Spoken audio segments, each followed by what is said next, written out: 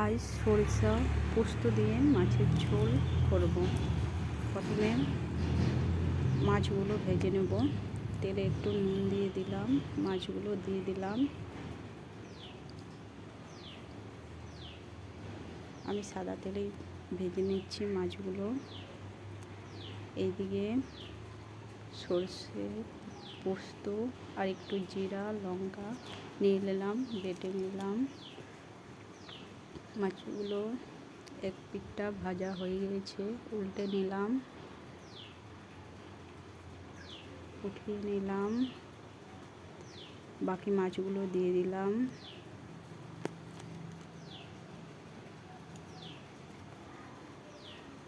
আবার ওই কড়াইয়ে তেল দিয়ে দিলাম, ফোড়নে 5 ফোড়ন দিয়ে দিলাম। তারপর পেঁয়াজ কুচি দিয়ে দিলাম। পেঁয়াজগুলো ভালো করে ভেজে নিলাম।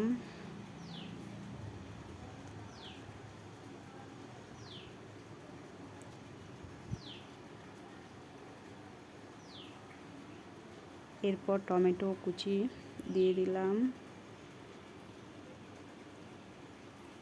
এরপর নুন দিয়ে দিলাম যাতে তাড়াতাড়ি টমেটোটা গলে যায়।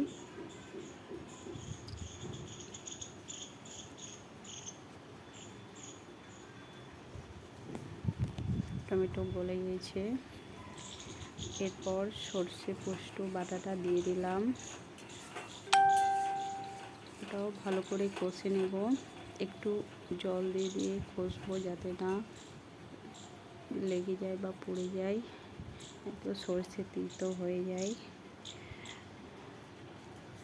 এরপর মাছগুলো দিয়ে দিলাম।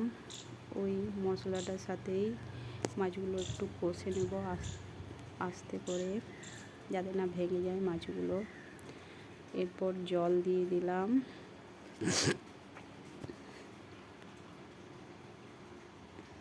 ফুটে গেলে নামিয়ে নিলাম।